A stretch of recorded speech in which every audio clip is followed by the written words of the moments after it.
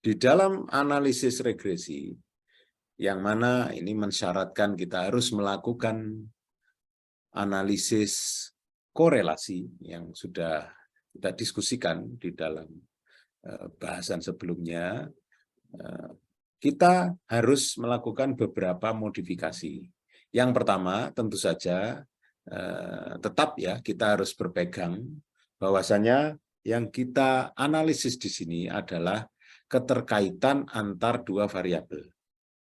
Namun, meskipun demikian, kita di dalam analisis regresi, yang kalau kita bandingkan dengan analisis korelasi, kita harus menentukan secara definitif variabel mana yang menjadi dependent variable, atau yang di sini adalah variabel yang kita inginkan untuk bisa dijelaskan mengapa dia bisa naik turun. Dan yang mana pula variabel yang disebut sebagai independent variable, atau variabel yang bebas yang dipakai untuk berposisi sebagai penjelas atau berposisi sebagai alasan mengapa variabel dependent itu bisa berfluktuasi nilainya. Ya. Dalam kalimat lain, variabel independent itu bisa pula dikatakan adalah variabel yang mana data analis atau kita itu bebas menentukan nilai alias tinggi rendahnya. Sedangkan independent variable itu adalah konsekuensi dengan adanya kebebasan yang ada di independent variable, maka kita harus menanggung akibat dari kebebasan tersebut, yang mana tanggung jawab kita itu dicatat atau direkam di dalam dependent variable. Nah, begitu dependent dan independent variable ini sudah kita tentukan, dan tentu saja ini adalah privilege atau hak kita ya sebagai data analis untuk mendeklarasikan yang mana yang dependent atau yang mana yang independent.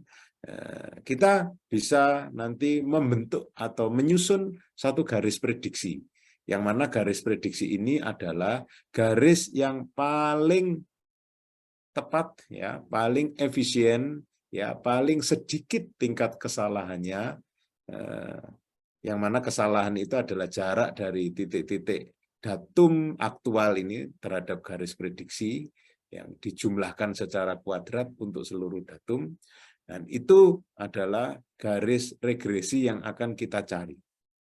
Ya, persamaan populasinya adalah seperti ini, yang mana dependent variable itu adalah yang akan kita prediksikan, kemudian independent variable itu adalah prediktornya.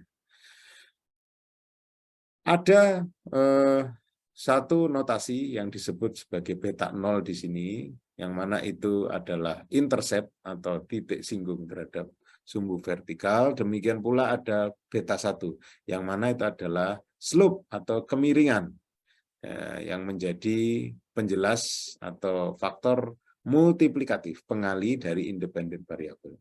Selain itu ada epsilon yang menunjukkan random error atau kesalahan yang bersifat acak yang menjadi penyebab Y itu berfluktuasi walaupun kita sudah memiliki nilai X sebagai prediktor.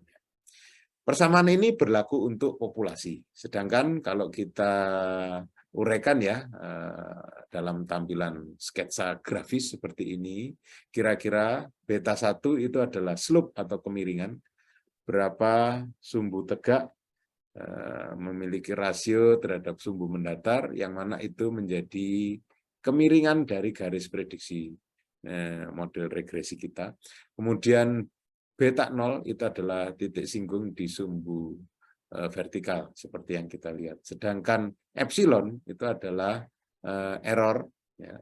Walaupun kita sudah punya garis prediksi, tapi tetap datum aktual kita itu memiliki kemungkinan untuk menyimpang atau memiliki error terhadap garis prediksi. Nah, ini nanti epsilon I atau error ke I ini yang akan kita cari selisihnya terhadap proyeksi di garis prediksi, kemudian kita kuadratkan dan kita jumlahkan dari datum pertama sampai datum terakhir, kita cari yang paling minim. Nah, itulah nanti yang menjadi pembentuk nilai beta dan beta 0 di dalam persamaan regresi kita. Sedangkan bila kita kecilkan skop atau amatan dari model regresi tadi, maka kita berubah dari populasi menjadi sampel. Ya. Kita ambil data sampel dan kita plot nanti persamaan prediksinya, dan kita memiliki notasi B0 sebagai prediktor dari beta 0, kemudian B1 sebagai prediktor dari beta 1. Sedangkan epsilon yang ada di persamaan populasi tadi, karena dianggap memiliki rata-rata 0 dengan NID, normally independent distribution, ya, NID, maka di sini bisa kita anggap hilang, ya, karena mean yang senilai 0 tadi. Persamaan ini yang disebut sebagai prediktor atau estimator berdasarkan sampel untuk persamaan regresi populasi. Sekarang cara menghitung beta 1 dan beta 0 itu bagaimana? Sebetulnya di sini berdasarkan metode kalkulus, kita memanfaatkan turunan. Kita cari jumlahan kuadrat atau sum of square tadi dari epsilon. Ya.